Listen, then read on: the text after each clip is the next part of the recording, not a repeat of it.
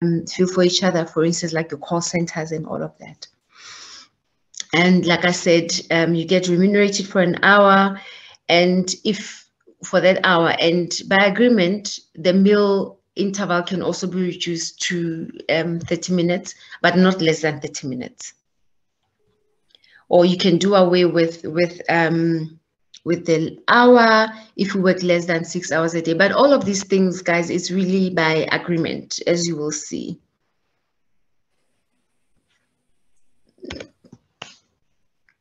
I'm trying to get to my next slide.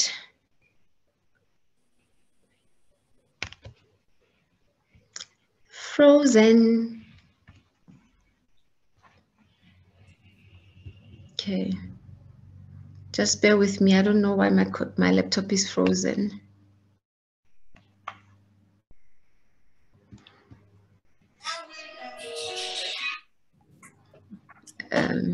Okay, let me check if yeah, okay. Right, we are back in business. Daily, everybody has to have daily and weekly rest periods. Daily rest periods of at least 12 consecutive hours between ending and commencing work, meaning you have to go home at some point and rest. And weekly rest period of at least 36 consecutive hours, meaning they're talking about the weekend there, which must include a Sunday. But then again, there may be compromises allowed by agreement, and any extensions can be allowed, but everything is around an agreement. And Sunday pay,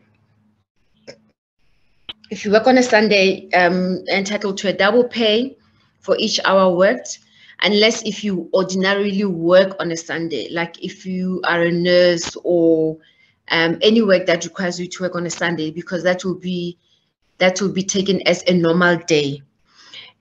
So in that case, then you get paid a normal wage. And then by agreement again, if an employer can permit or grant an employee who works on a Sunday time off. So you can take time off if you're a nurse on a Sunday, and then the payment will also work in terms in that case. Night work, if you know people that are working night shift between 6 p.m. and 6 a.m., that is regarded as night work, and there are rules according to that. There's shift allowances and by agreement also you have to provide transportation. I worked in a factory environment at Unilever when I started my career, so we had to make sure that people that work at night have transport and all of that. So that is actually in the policies. It's not because you are being a nice employer. And also the issue of safety about the employees that are working night shift. They have to be addressed. So health and safety is actually very important, and it has to be written down in terms of the medical interventions that need to be considered should anything happen. So like I said, it's mainly in your manufacturing environment and police and nurses, but manufacturing environment can be really hectic when it comes to that.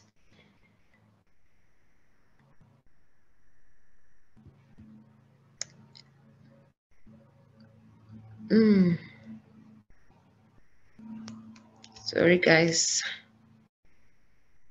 I'm clicking away. Maybe I must not do it in a presentation format because it's not liking me.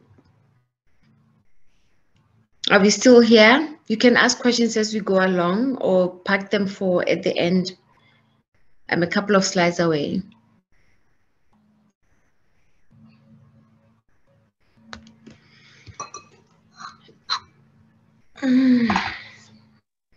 Are we still there, guys? Yes, yes. Or am I frozen by myself? Am I frozen by myself here? I'm waiting for the slides to work with me. Whilst I try project on my other laptop. Daily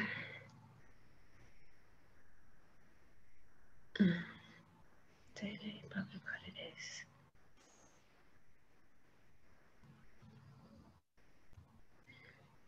I honestly don't know what's happening here, guys. Okay. Okay, I'm going to stop projecting like that because it's not okay. So with regards to the public holidays, you're not required to work on public holidays unless it's by agreement. And then the pay, there's pay about the public holidays that apply. Usually it's like your double pay, the same as when you work on Sundays. In terms of annual leave, everyone is entitled to an annual leave, and it has to be in your contract, entitled to 21 consecutive days of annual leave, and also by agreement, 1 day of annual leave on full remuneration for every 17 hours. And the annual leave applies, so your annual leave cycle is from the date you join 12 months after. So that's the leave cycle. So if you join a company on the 1st of June this year, your cycle will run until end of May next year. And you are supposed to take your 21 days during that time. Because if it goes over 6 months after that, then sorry, you can forfeit your days. But all of this will be explained to you in your contract, and also there's always standalone policies on leave, and your human capital department can tell you about that. About sick leave, everybody is entitled to sick leave. It's 36 months, in a 36 months employment cycle, which is your 3 years. However, you are not, if you do not take your sick leave in the 36 months, you can't say it's not cumulative. So it's not like your annual leave. So it's not cumulative. You take it, fine. If you don't take it, then it's also fine. And then obviously there's also rules that govern that, which will be in a policy in terms of how you apply, how you go on sick leave, and the documentation that is required.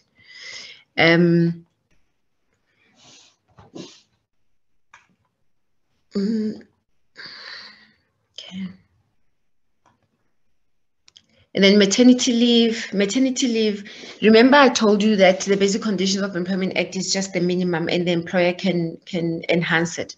So when you talk about maternity leave, it just stipulates that you are entitled to 4 months consecutive maternity leave. It doesn't say the employer has to pay, but we know that most employers pay. It varies. Other employers pay full salary for 3 months, others full for 4 months. Others will tell you that will pay you 60% or 70%, and you can claim UIF, but you have to take leave for 4 months. And also there's stipulations in terms of when you are supposed to work until when you are pregnant, and when you're supposed to go back. So there's rule governing all of that. But I don't think that we should even be thinking about maternity leave right now at the moment, right, guys? Right. Yes.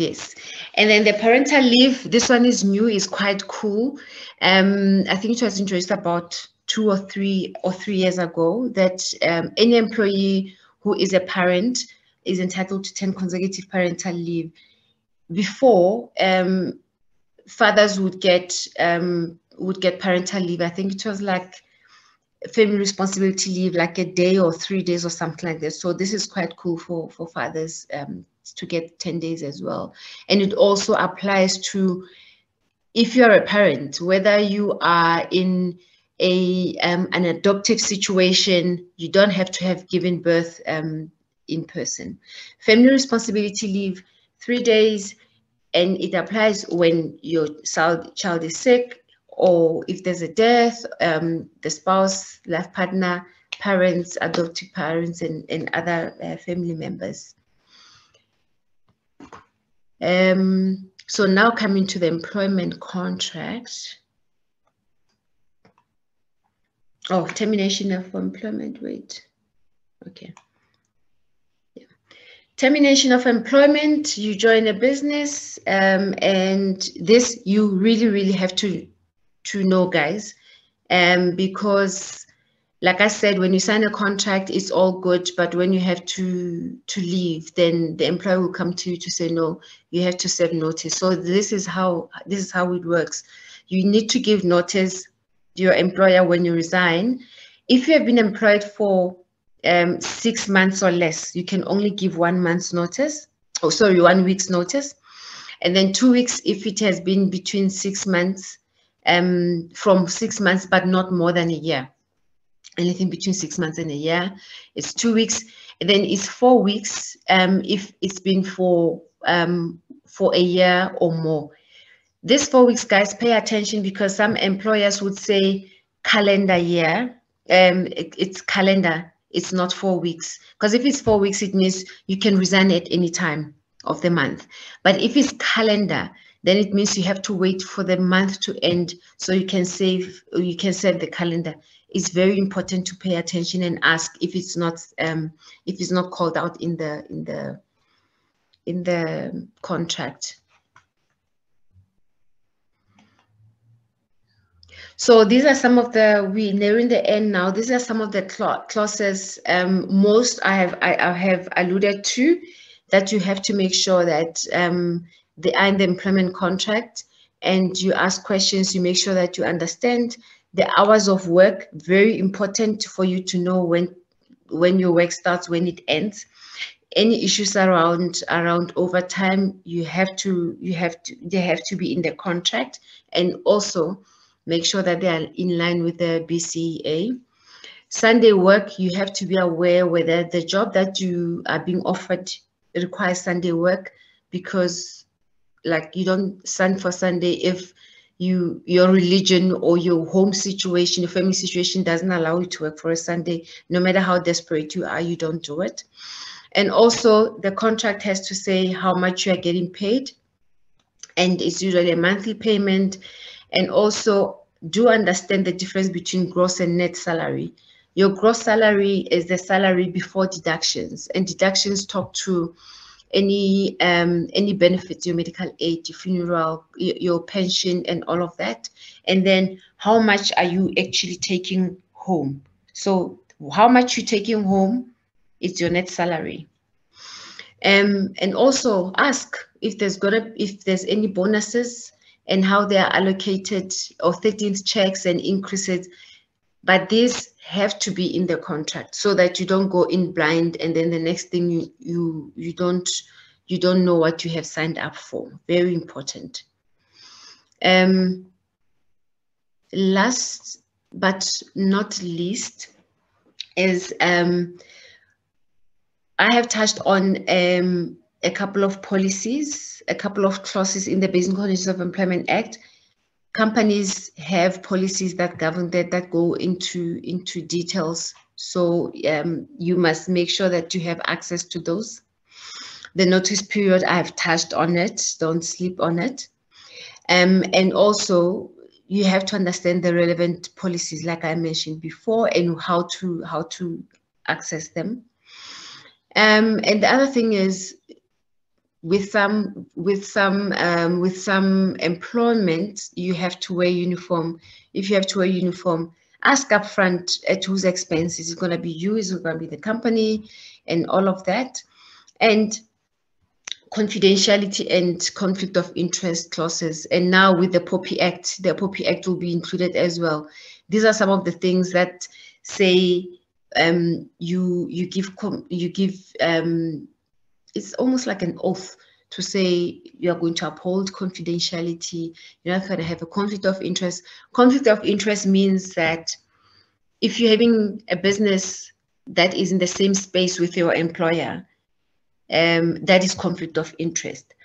But just be sure that you understand what that means, because for some companies we want all our employees to declare if they have other businesses outside of this. Even if you work in a manufacturing environment and you have a hair salon, we want to know. Just declare all your interests. So make sure that you are aware of what you are signing. Some of them are very worded, but take your time.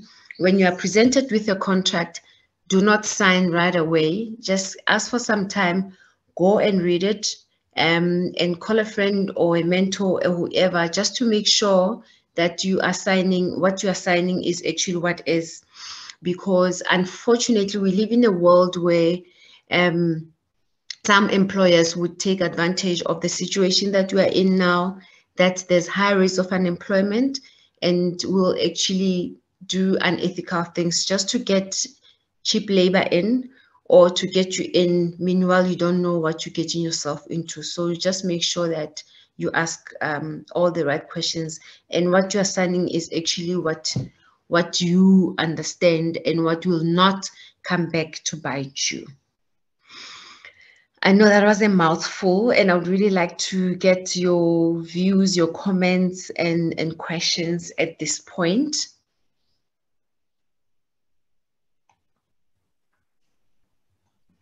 Thank you, Disel, for that. That was very informative. I think we can, okay, Alice rose her hand. Alice, you can unmute yourself. Right, good morning to all the ladies, and thank you, Disel, for that very insightful presentation. So my question is around student jobs. Is there specific regulations around student jobs? Because I tend to observe that the contracts along the lines of student jobs or student part-time jobs are not necessarily the same as the conditions that you outlined. And a lot of the time, as students, we find ourselves feeling exploited because we also don't know the do's and the don'ts or the regulations when it comes to such. Yeah, you're raising a very good question, Alice. So the student jobs, let's call them, are you talking vacation? Are you talking internships?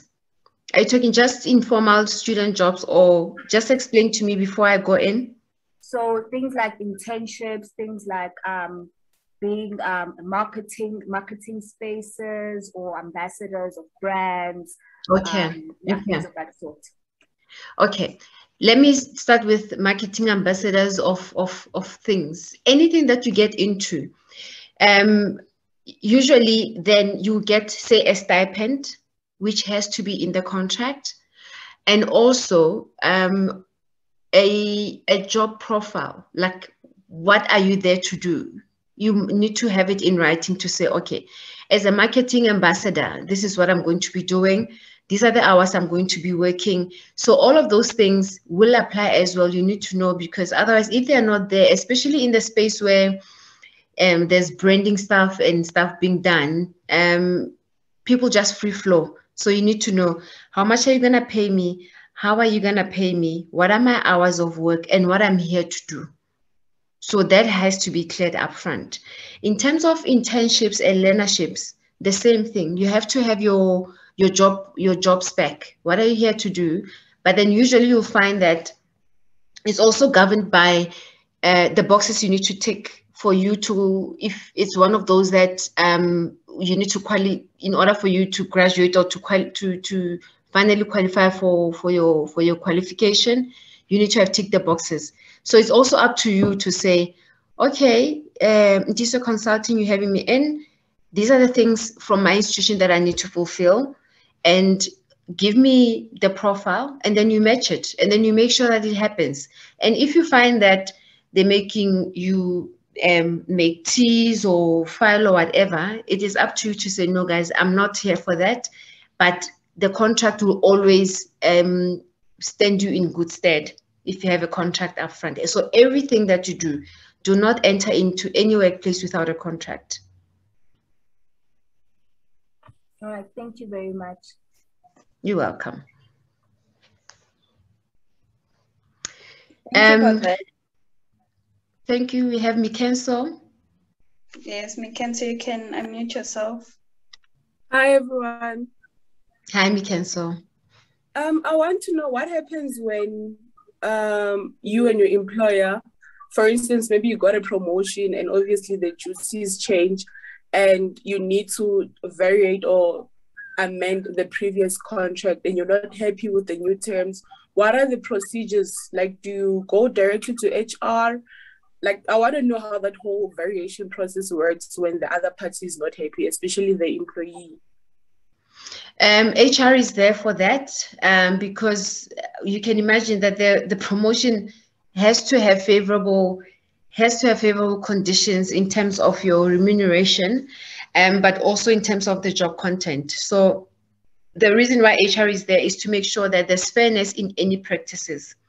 So, for instance, in our environment, all our letters say, if you are not happy, you have to sign at the bottom to say, I accept the promotion, I accept the conditions.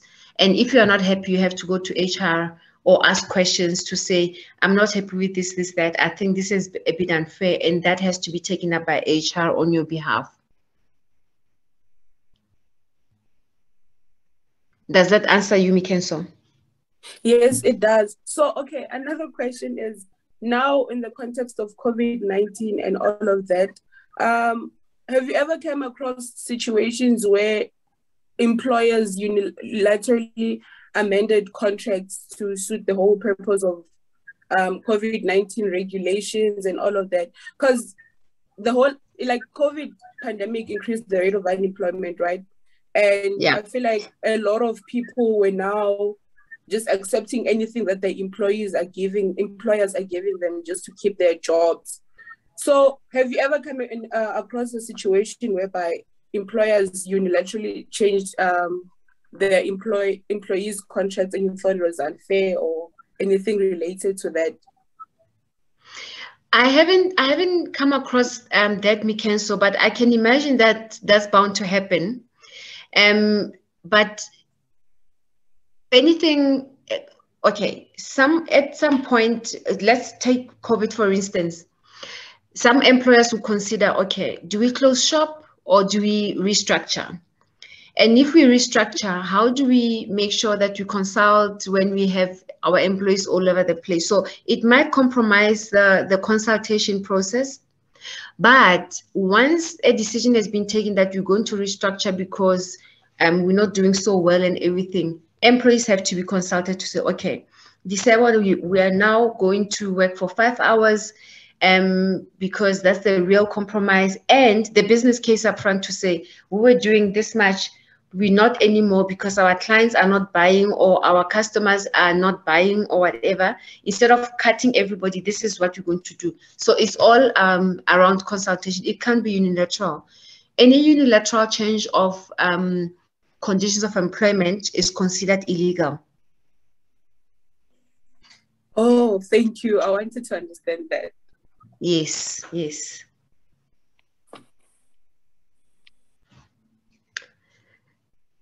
Thank you. And I'll send the presentation to you, Pretty, also, so that the ladies can refresh their minds and go through it carefully at leisure. That will be very helpful. Thank you for that. Is there anyone who has a question? You can just unmute yourself or ask in the chat box. Or if you're going to ask at the end, you can just indicate it's for December. I also have a question. Can you also advise on, we did touch on the fact that employers can also exploit employees. So can you also advise on where should employees go if they feel like they are overwhelmed or they're not being treated unfair? Human resources is where you're supposed to go, because the mistake that employees make is to go to the CCMA. Now, the process of the CCMA, one question that they always ask right at the beginning is, have you explored all the internal processes? So also, if you know the policies and everything else, you have a leg to stand on with regards to your human resources and not just complain about things that you don't have facts. So I would advise, before you go and complain about anything, have the facts. And also do not make a mistake of comparing yourself with other people, because I have had employees doing that to say, Pretty earns this much, I earn this much, and I don't think it's fair and everything else. But HR is there for guidance and for advice, and to make sure that there's fairness in in employment. Thank you. I was also thinking of the CCMA. No, don't run to the CCMA first. Yeah, that's what I was thinking. Okay, thank you for that. Thank you for that. I think if there are no questions, then we can just move to our next speaker. Okay, thank you. I think a lot of us might have seen in our posters that we usually have this IRR logo. So today we have Janine Robert Shaw. She's an HR director in IRR. She's going to tell us more about the technological skills and the importance of technological skills and personal branding that can increase our chances of being employed. Because if it's not the skills that we are lacking so that we can be employed, it's either our social media posts that are putting us at risk. So Janine is just going to go through that. Take it away, Janine. Thanks so much. I'm so excited to be here with all you incredible ladies. I'm going to try and share screen quickly. Let me know when it's... Okay. Yes, we can see it. Is that showing? And can you see in presenter mode? No, not yet.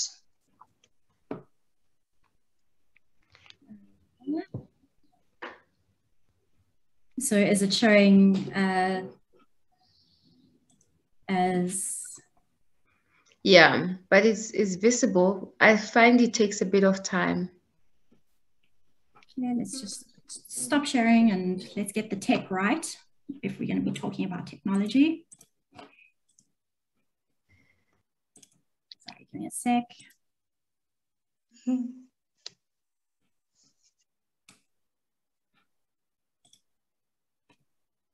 Okay. And are you seeing my screen? It is still okay. Yes, I think that's okay. And can you see the notes? Yes. Yes.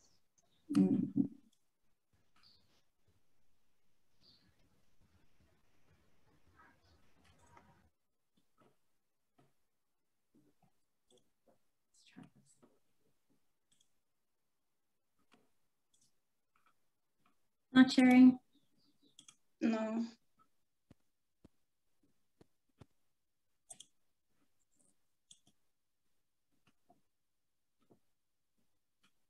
Yes, I think that's okay. Perfect. Perfect. Is that showing? Super.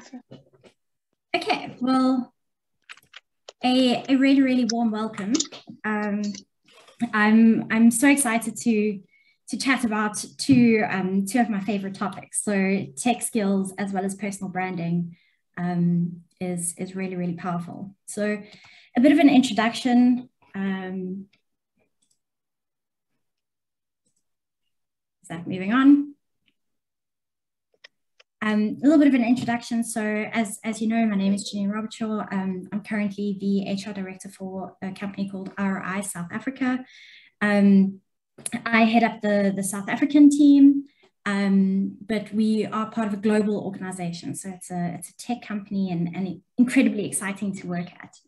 A little bit of background, I did a BCom in industrial psychology at Northwest University. So I studied at the Van der Bijl branch. So I don't know if any of you know good old Vereeniging or Van der Bijl near the Vaal River, but that's where I started.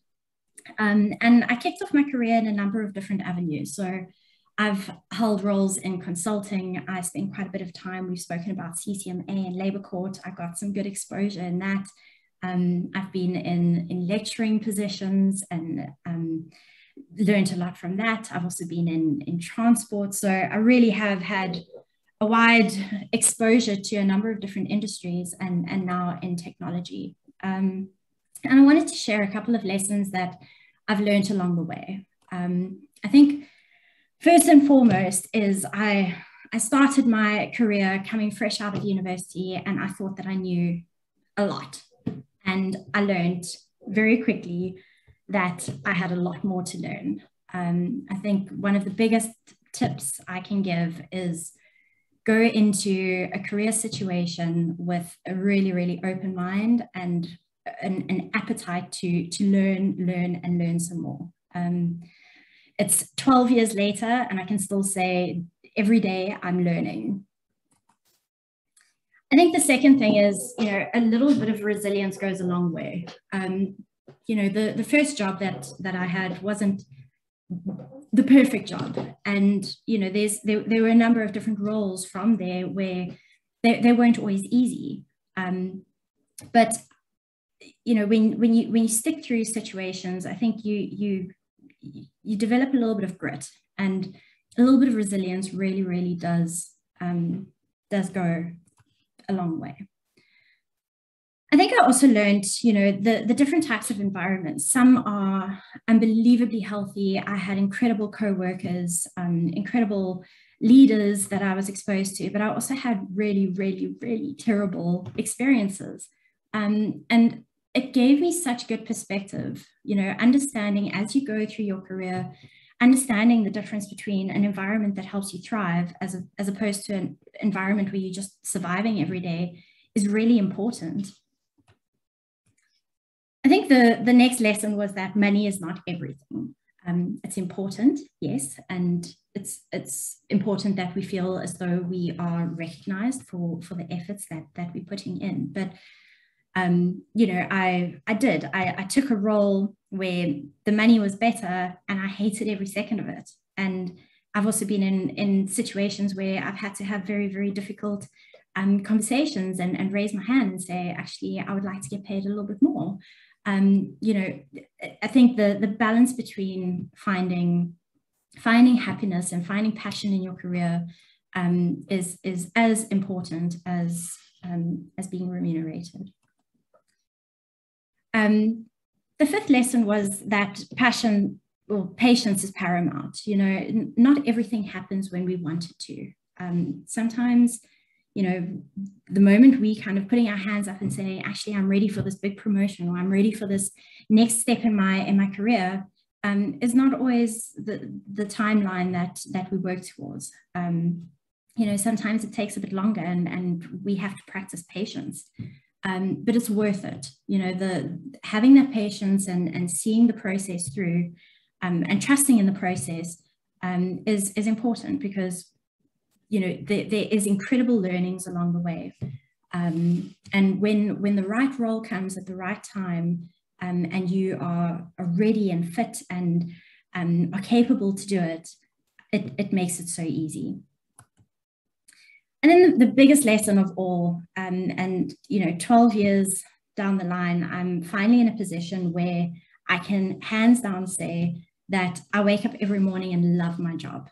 And you know, there's elements of it that just spark my passion. And when you've got that passion, when you find out and figure out in your career, you know, the things that really get you out of bed in the morning and the things that don't, it's incredibly powerful to finally get a position or a role that plays to your strengths.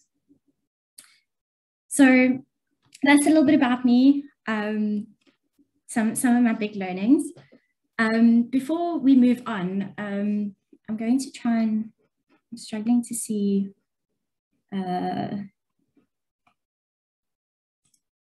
participants, but I wanted to get a feel of how many of you are currently graduates or in an intern program, or working in some way or form?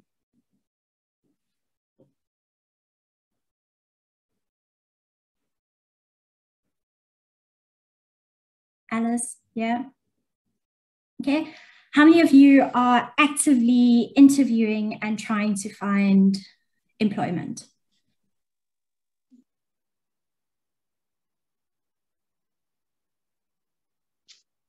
Two.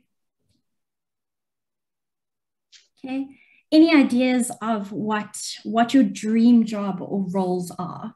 Like, what is the long-term goal? What is the big incredible job that you want to do one day?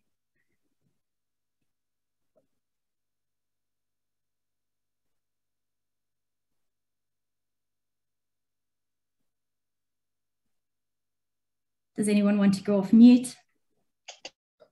Can I go? Ashley, can I go, Janine? Go. Oh, okay. Yeah, actually, I'm in the first category. I don't know why I didn't. Yes. So currently, I am a RES academic advisor at my RES. We are employed by UJ, but with what I'm studying, I want to be a chartered accountant. CA. Mm. Amazing. Nice one. Any other ladies? What is the dream job? If you could do anything, like what would get you out of bed in the morning?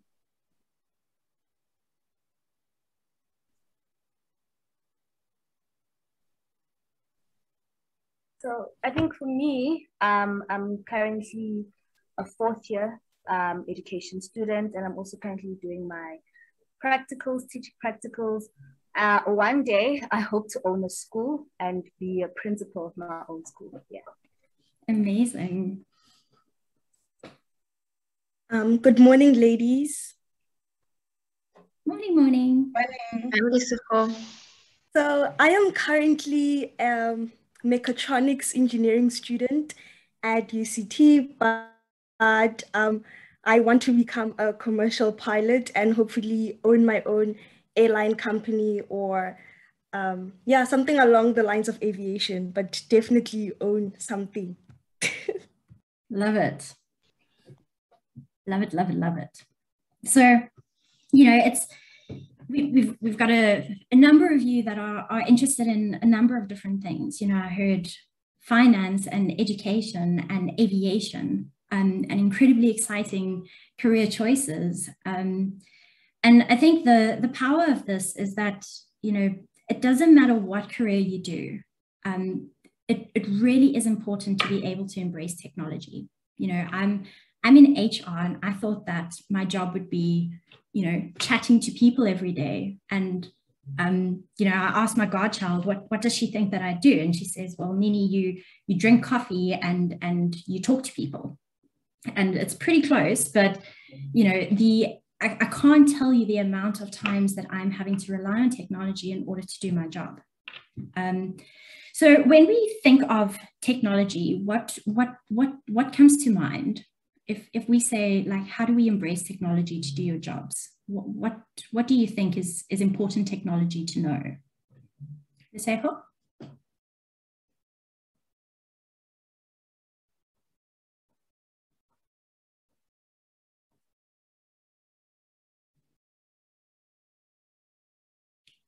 Any suggestions?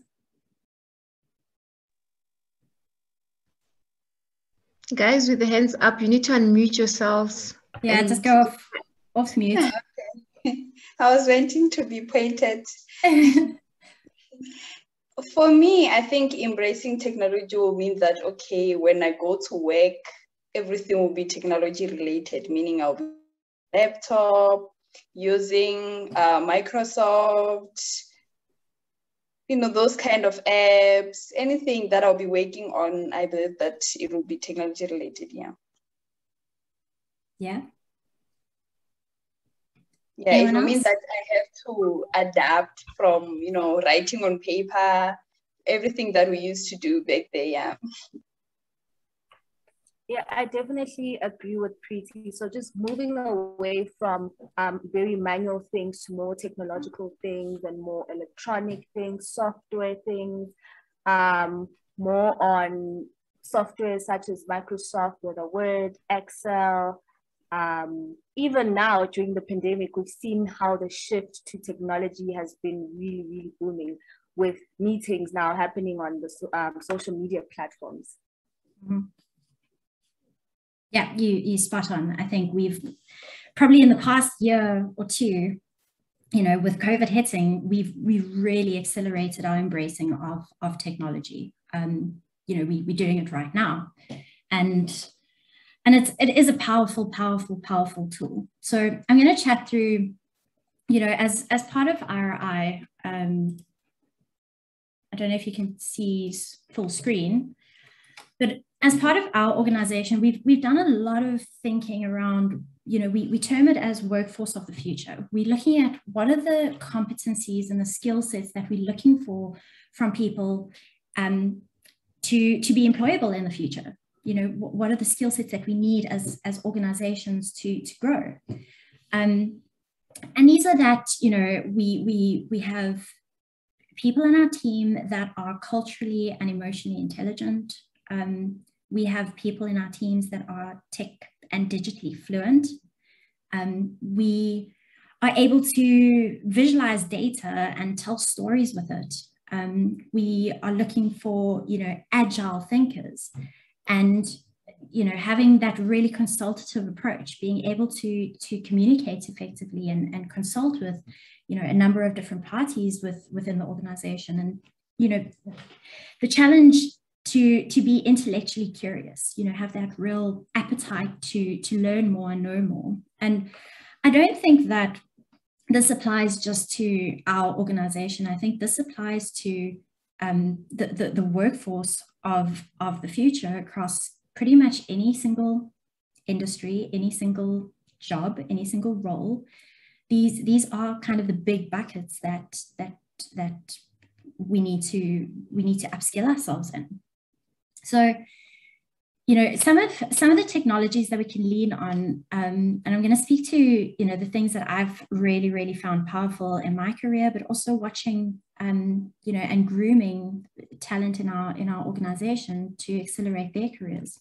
So, first and foremost, how many of you have had a bit of exposure to Excel? Anyone?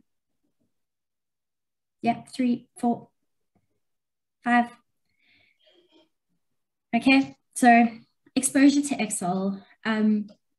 This, I can't even begin to stress how incredible this platform is. I use it daily.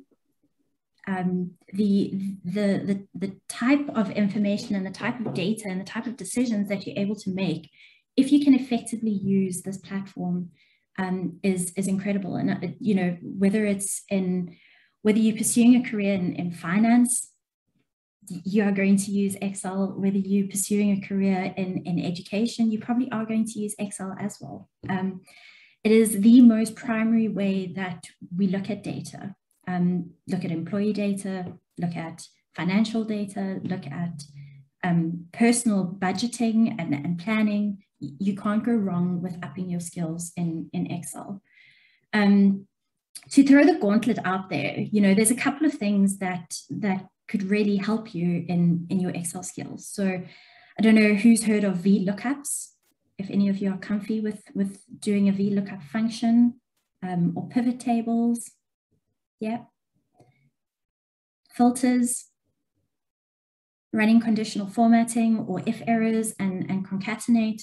But, you know, these are a couple of things that I've really challenged you to spend a bit of time with. And, you know, this doesn't mean that you need to go on an advanced Excel course or spend a lot of money to gain these skills. This is something that if you've got access to Excel, play with it and Google it. Like, Google how to do a VLOOKUP, and you'll be surprised at what you are able to learn. The more you play with it, just the more you get to understand it and the more practical it becomes. So if I can give any advice, please, you know, zone in on those Excel skills. I think the amount of times that it gets asked in an interview process, are you comfortable with Excel? On a scale of 1 to 10, how would you rate your Excel skills? It really is a fundamental basis in work nowadays. The second is PowerPoint. So the platform that we are using as we speak. And the power behind PowerPoint is it's an incredible tool to take what you've taken out of Excel and apply it in a platform where you are able to visualize and create a story and really showcase your communication skills. So how many of you are actively using PowerPoint, either through, you know, temp roles or in studies? Okay. And it's a pretty easy tool to use. Yep. Yep. So it's an incredible tool to use. And, you know, there's so many different functions behind it. So again, you know, Google how to use PowerPoint, Google some, you know, additional tools and formatting lessons and play with it. Just these are tools that we all have access to. Play. And the third is Microsoft Word. So, you know, I think we're all pretty familiar with Microsoft Word. It's something that we all use regularly. I mean, I draft contracts and letters and probation letters and promotion letters all the time. But, you know, there are also some really, really powerful tools. So play around with the templates that are available. Have a look at a function called Mail Merge. It's an incredible tool to create bulk types of documents, as well as, you know, converting documents into PDF. So your basic Microsoft Office skill set is fundamental. And you really want to showcase this when you are applying for a role or when you are putting things on your CV. I think try and quantify your skill set in these three areas. So speak about, you know, I was able to run VLOOKUPs and create an incredible solution in order to solve X, Y, and Z. And it changed the way that we did things in the role. So try and quantify what you actually are able to do in these platforms.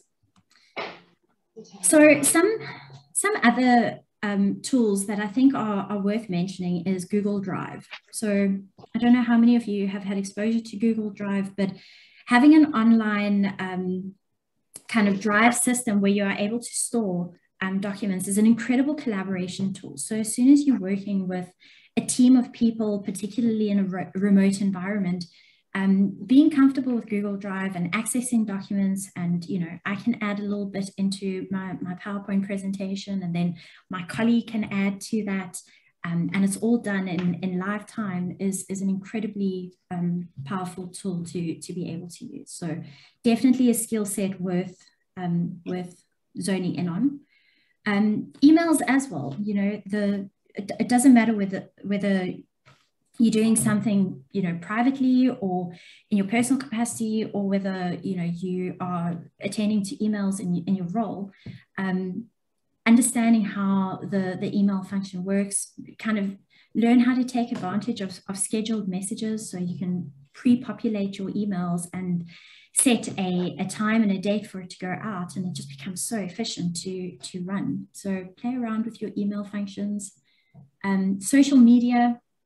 So, you know, using Twitter and LinkedIn and Insta and Facebook as it's an incredible tool for brand management. So a lot of companies that's how they are managing their brands. That's how they are connecting and listening to their customers. So using social media and getting comfortable with social media is incredibly powerful. So DBMS, if ever you get an opportunity to get exposed to some form of database management systems, kind of SQL backends, it's an incredibly powerful set of skills to have in today's environment. So essentially what this does is it takes information that you're grabbing from Excel, and you are able to organize it and visualize it and apply it in a number of different applications. So if you are pursuing a career in, you know, data science or you know, application development, this is definitely something that's worth, you know, if an opportunity comes and you are able to get a bit of exposure to this, put your hand up, you can't go wrong. And then QuickBooks, you know, it's been listed as probably one of the best online financial tools. So, you know, financial forecasting or invoicing or balance sheets. Again, it's a great tool to put your hand up and learn. So you know, there's a lot more technology out there. And I think as you think of your careers in your different fields, there will probably be, you know, a number of tech platforms that will be more specific to you. But if you get the opportunity, put your hand up, you know, learn as much as you can. I put my hand up pretty early on in my career to learn how to use Sage, which is a payroll software. And I've never looked back. So it doesn't matter what role you're going to be doing, lean on technology. Okay, so on that note, moving on to more personal brand. Before we kick off, what do you think personal brand means?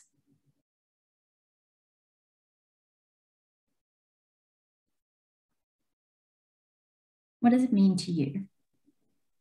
I think personal brand would speak to how you present yourself to the world and how the world views you and how you may want the world to be.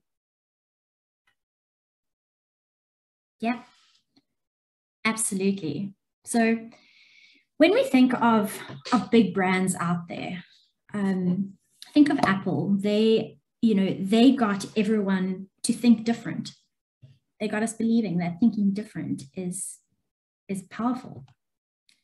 And Nike got us believing that we must just do it, you know, take those risks.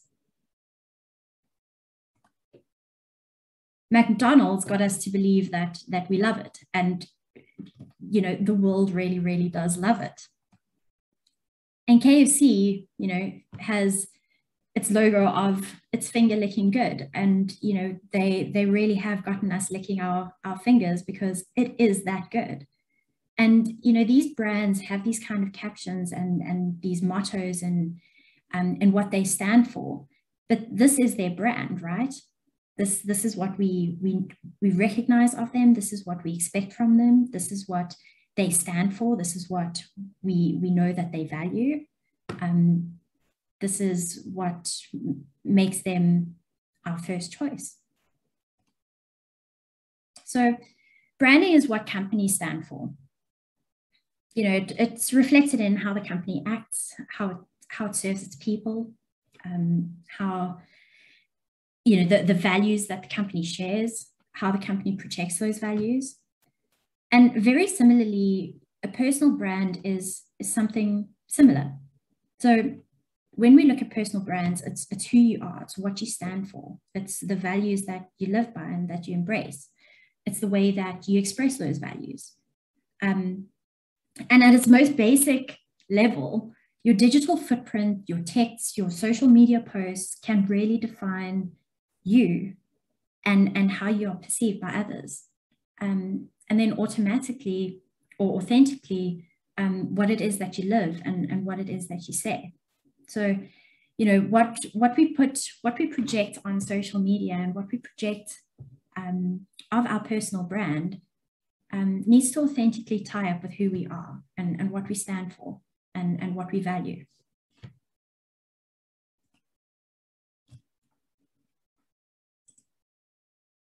Okay, so I've got a couple of tips that I thought about in when you're branding or when you're looking at your personal brand. You know, what are some of the things that you really want to zone in on to kickstart your career?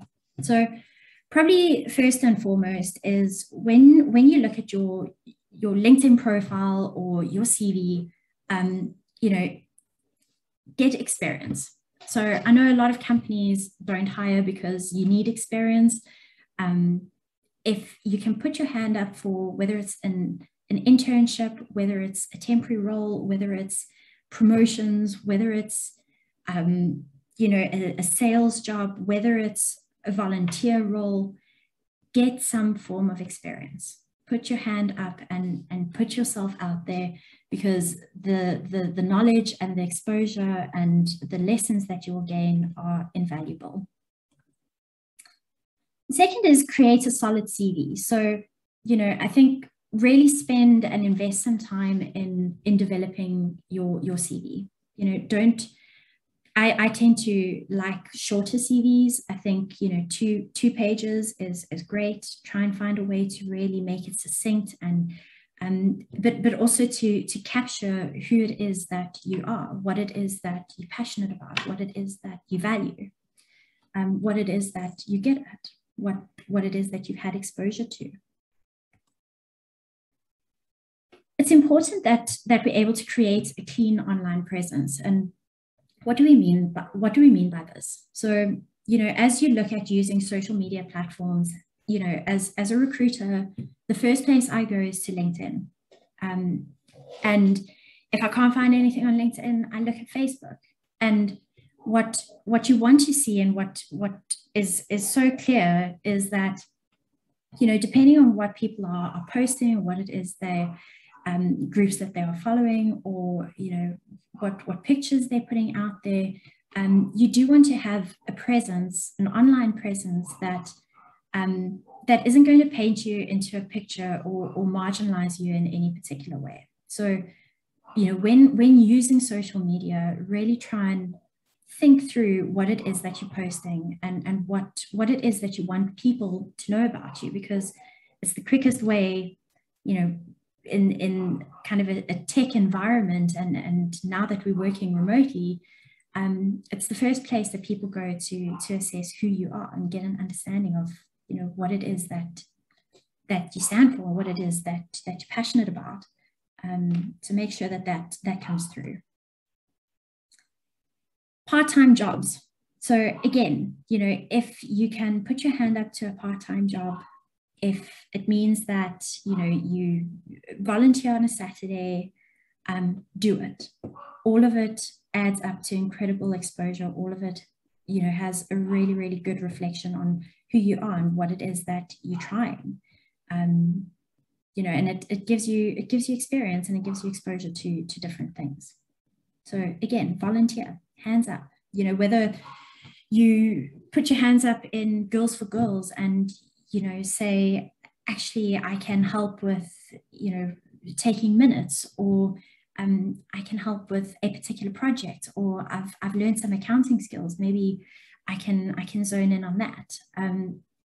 You know, any type of group volunteer work is incredibly powerful, and make sure that you advertise that and put that on your CV and on your LinkedIn profile. Then it's also important to create a network. So as you are in this group, you know, reach out to people that you admire, follow organizations that you're really passionate about or that you're connected to. Create a network of contacts. You know, quite often it's not what we know, but it's who we know. And you know, sometimes a post will get shared, and we are just able to use our networks to our advantage. So it's incredibly, incredibly powerful tool when looking at your personal brand. And then I think, you know, importantly is to be flexible. Sometimes, you know, the right type of role, the perfect role that we have in mind doesn't come up when we want it. Sometimes we are going to get exposure to opportunities, or, you know, things that we didn't anticipate. You know, my advice is, while you're young and while you're kind of in this entry phase of your career, be flexible, take on the learnings, take on the experiences. It will only serve you well. And as you go through, you know, interview processes, and as you start building your brand, and as you start building your presence, it really is about practice. You know, we don't always get the first role and the first job in the first interview that we have. And, you know, when prepping for an interview, practice with somebody else. Well, practice, you know, some of the big questions that might be asked. You know, what are the things that, what are your strengths? What are the things that get you out of bed in the morning? What are the things that you need to develop in? What, you know, what is it that you value? So get a friend to practice with you, ask some of the hard questions, try and figure out, you know, how you're going to approach this. And the more you do it, the more comfortable you get. And the more comfortable you get, the more authentic it becomes. And that's just who you really are, and that you can show your best self in the process. So I hope these 8 tips have been helpful. And, you know, I think keep working on them. You know, this isn't just a one-time thing. I'm still, you know, adding to this. I'm still networking and making contacts. I'm still volunteering. So as you go through your career, keep zoning in on this. It's a work in progress. So speaking about LinkedIn and growing that online presence, you know, I thought it was incredibly powerful to maybe do a bit of a demo on what it is that your LinkedIn profile should look like. You know, it's probably the biggest platform. We can probably put Twitter hand in hand with this, Facebook hand in hand with this, but I think what goes for one probably goes for the lot. So I want you to have a quick look at Jessica's profile and tell me what you see, what it is that stands out for you.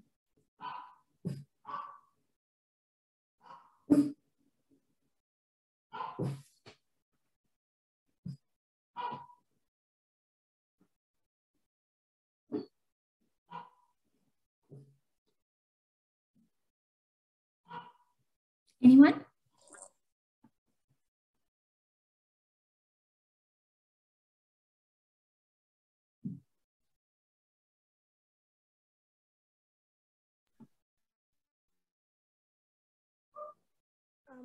I think for me, it's about how concise like her profile is.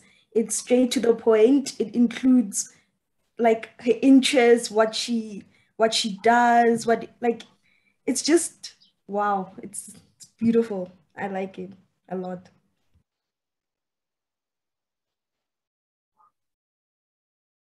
Yeah. So you're 100% right. I think what's, you know, this profile was reviewed by Harvard, and it's voted as the best profile, purely because it's exactly that, right? It's concise. Within 30 seconds, you are able to scan and understand what it is that Jessica has to offer. She is professional. She has, you know, highlighted her key skill sets. We know what her colleagues would say about her. We know what her passions are.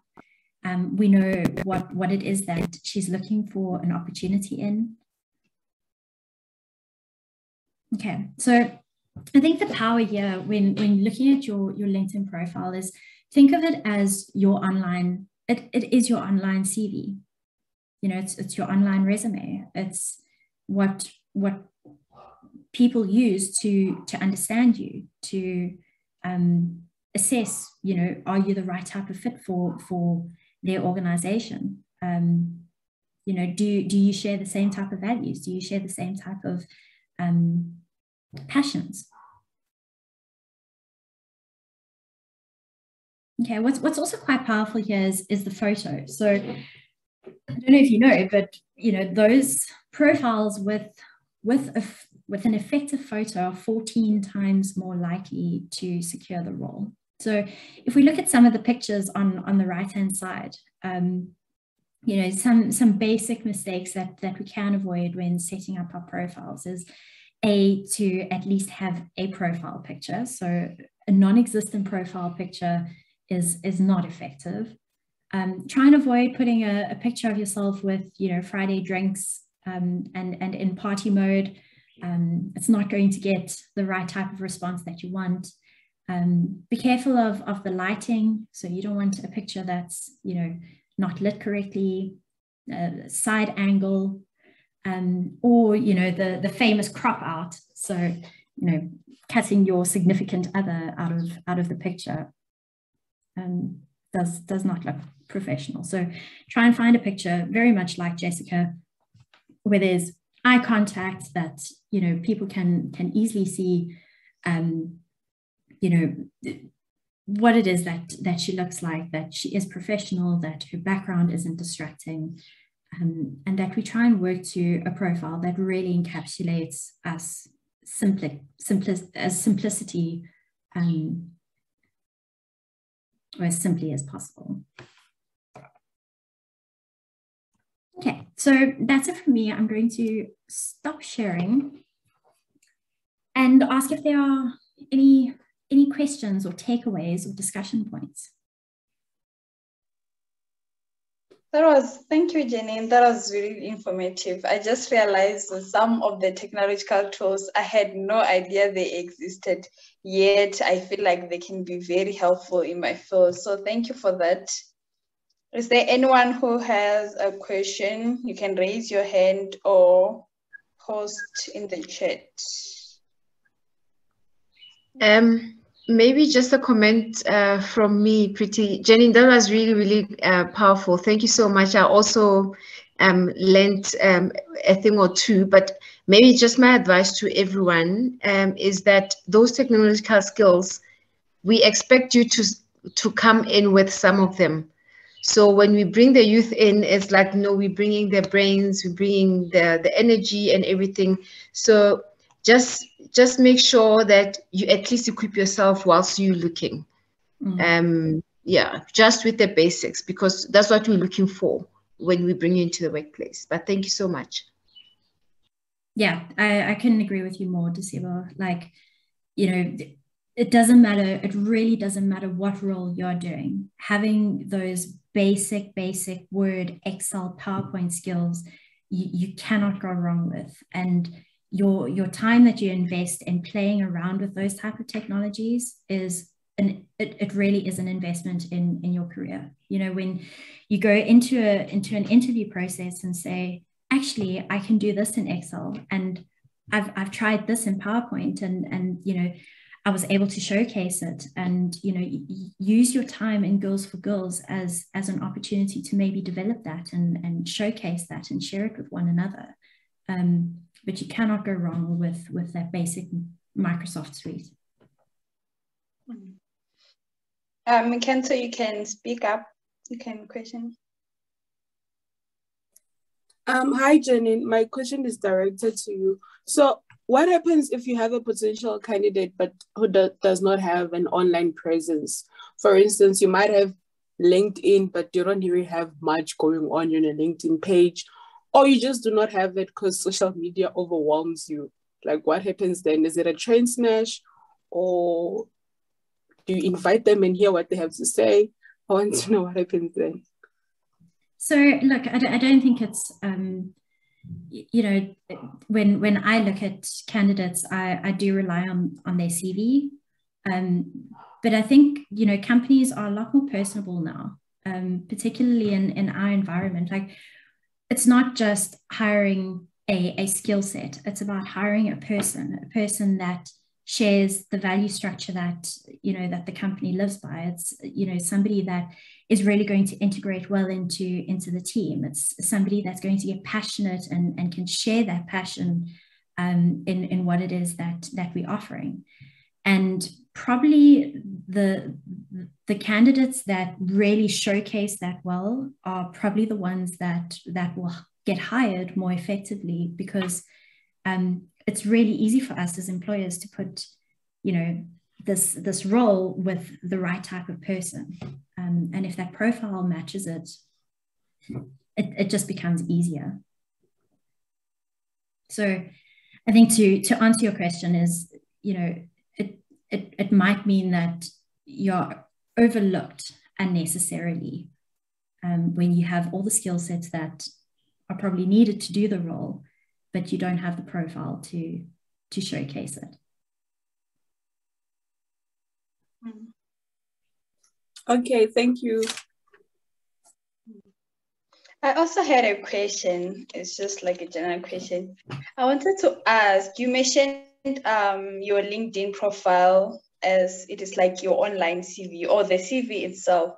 Is it a must to disclose everything? Maybe I have a part-time job that I don't want to mention because I feel like it might mess up with my chances of getting employed because they might think, okay, I'm getting income already. Is it okay to just, okay, let me just hide it since I'm only working twice a week, something like that?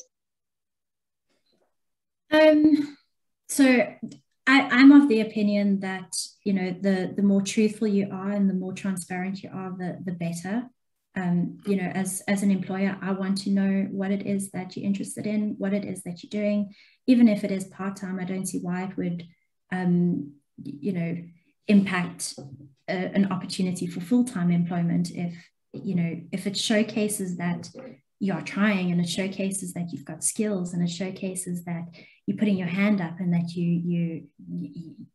you've got, you know, qualities that you're putting forward. I would say showcase it and highlight it. I think the point that I would raise is make sure that if you've got a LinkedIn profile or plus your CV, plus a Twitter account or a Facebook account, make sure that they are saying the same thing. What you don't want is for LinkedIn to say or paint a very different picture to what you've got on Twitter, and then what's being showcased on Facebook. You know, try and make sure that you're telling the same story about who it is that you are, because that's essentially it, right? You know, we're using social media to tell the story of who it is that we are, what we want people to see, what we want people to know, you know, why they should pick us.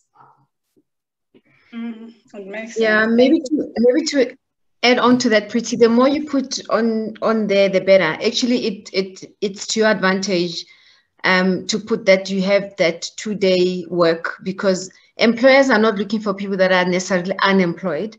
So you have to be busy. You have to show that you are busy with other stuff. So be honest, and consistency with your brand, like Janine said, is very important. Okay, thank you for that. Is there anyone who has a question? Okay. It's like everyone is fine. I'm happy to know that. So everyone's going to go home and start activating their LinkedIn profiles and updating photos and taking some good selfies, or getting a friend to take a really professional photo of you. But ladies, I think, you know, market yourselves. You've got a lot to offer. You've got incredible skills that you can showcase, so make sure that you are doing this in the best possible way with the technologies that we have. Lisiho, you can ask your question. Thank you so much, Pretty. Thank you, Janine. I'm sorry, I just wanted to ask, like, when is it the right time to start, like, profiling yourself and putting up things on LinkedIn and stuff? Because I'm only doing my first year, and most of the time I refrain from being part of such discussions, because I think it's too early to think about a CV, about a profile and stuff. So when is it the right time to start, you know, immediately yourself? immediately. You know, I think you never stop branding yourself. This isn't just an exercise that you're going to do now. It's something that we constantly having to update. It's something that we're constantly working on. So as you go through first year, as you go through second year, you'll learn more things. You'll create different contacts. You will network. You will find different organizations interesting. You will have different passions that you can follow, and make sure that you use your social network platforms to do just that. You know, if you like what, you know, Richard Branson is saying, or you know, what Oprah is sharing, like, follow that, like that, share that, make sure that it's an authentic display of what it is that you as a person are invested in and value. Thank you so much, Janine. Thank you. So who you follow also matters, eh? It does, yeah. You know, I think, you know, you do need to be cautious in what it is that you're sharing. You know, I think it's important to take a measured approach. You know, have an opinion, you know, have a voice, don't shy away from your authenticity. But, you know, when there are heated kind of debates around race or religion or politics, be careful in what it is that you are sharing, because you don't want to be branded by a post that you have shared that you're not fully invested in. That's very true. Okay, if there aren't any questions, yeah, I guess that will be it. Thank you so much, ladies, for showing up, sharing this information. Like, it was really a helpful session. We learned a lot, and I'm sure the ladies can agree with me. And yeah, thank you. And I think we can call it a day. Or do you have anything to add? No, thank you so much for the opportunity. It was great spending time with you guys. Thank you so much. Thanks, Jenny. Lovely meeting you again. And you, Disiva. Thanks, ladies. Incredible time. Thank you. Bye.